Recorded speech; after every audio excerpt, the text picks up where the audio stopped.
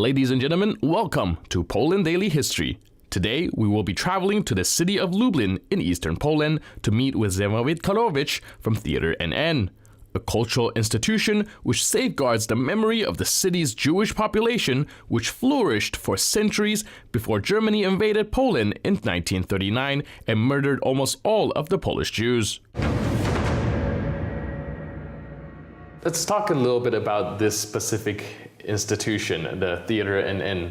What is the purpose of establishment of the center, and how long have you guys been working on it? What is the purpose of said institution? Well, our center was established in 1998. In the beginning, it was just a cultural institution of our local government. But later, there came a lady that told us her story about, she was kept hidden here as a Jewish child, kept hidden here by Polish people, and she couldn't recall her own surname. She couldn't recall her own parents. She was just a small child, too small to remember these things. She told us, "I am NN." It is from Latin, nomen nestio, the unknown name. And Tomasz Pietrasiewicz, our director, decided that he will tell the forgotten story of the Jewish district. And he created this exhibition, the memory of the place. Because in Lublin we have a void, great void of memory. The people, Jewish people, who lived here for centuries were murdered. Right now, Jewish community is like 4 families, perhaps. There were 43,000 Jewish people before the war here. The buildings that were here, again for centuries, all of them were blown up by the Nazi Germans. The culture that was created here, books, scrolls of Torah, Talmud, thousands of religious works, philosophers' works, and so on, all of this were burned during the destruction of the library of Yeshivas Chachmei Lublin. There was a hole in memory, and we are trying to fill it. We are gathering pieces of information from many different places, from archives, but also from the people. Our oral history studio has a great collection of more than 4,000 people that are giving us interviews. They are telling us about what they know, what they remember about the Jewish town. They are telling us the stories that otherwise would be forgotten. We are collecting photographs from many different sources. Most of them are people who are coming to us and giving us these photos. But many other cultural institutions, some people from other countries also giving us photographs that were taken in our town before the war. We are trying to gather as many informations as we can from archives, courts of law, everything we can gather. It's not much, and probably many things will still be forgotten, but still we are trying. You see, we have here on our exhibition thousands and thousands of files. For every person, Jewish person that lived here before the war, we created a file. Most of these files are empty. The only thing we have is memory. We don't have memory of these people at all. So in a few cases, I don't know, 10,000, 15,000, we have just names. So we are trying to put these names on display. We are trying to gather information about these people. We are trying to make their stories real.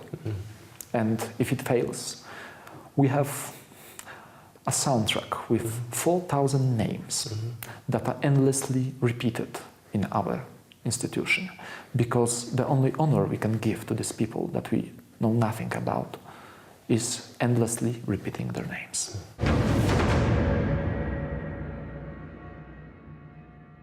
The cultural institution known as Theater NN spared no effort in recording and honoring the name of those who have perished. Next up, Our guide, Mr. Karłowicz, will give us a more detailed look into this important establishment.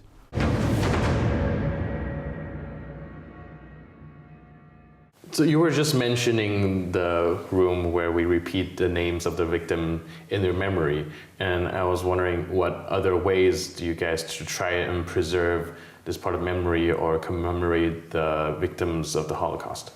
Well, first of these ways we are commemorating the memory of these people is our exhibition. Mm-hmm. It consists of many rooms, all of them filled with history. Mm-hmm. Not only the names, but also the culture. Mm-hmm.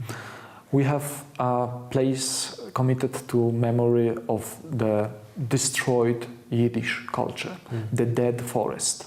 You see, the Jewish people that survived the war told us that Nazi Germans actually succeeded.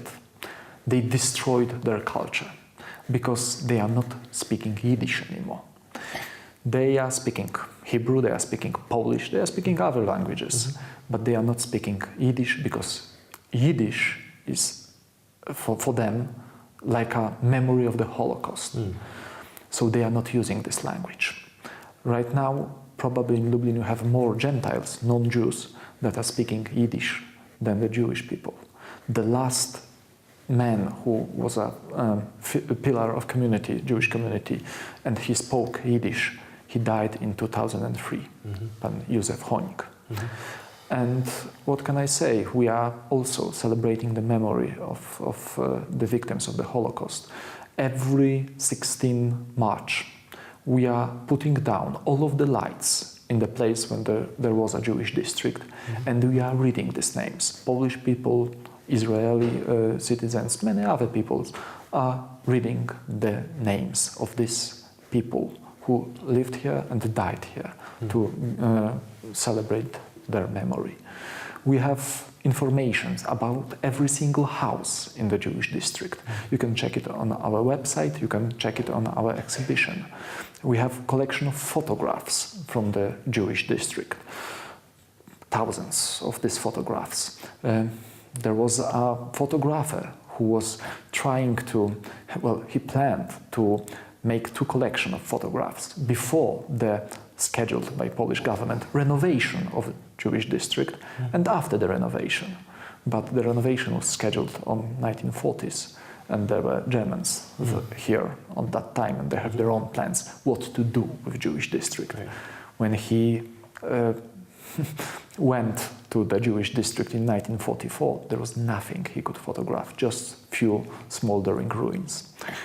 Many other things we have, like the model of the Jewish town, the picture we are sitting in front of, many other things, websites, cultural projects, the digital maps of the Jewish district. Our website is full of the things we are trying to, the dots we are trying to connect to recreate the memory of the Jewish district. Also in March, we have a March of Memory. In close proximity of our gate, there was an orphanage for the Jewish children during the time of war. And on one day, the Germans came, took all of the children that were there, small children, and this was a very cold day. And they drove these children to a bank of nearby river, and they murdered all of these children. And every single year, Polish school children are walking with us in March of Memory to show that we are still remembering about these children.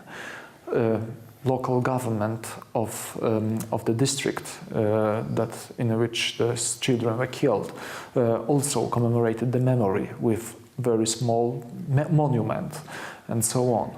We are still trying to preserve the memory of these children and every other victim of Holocaust.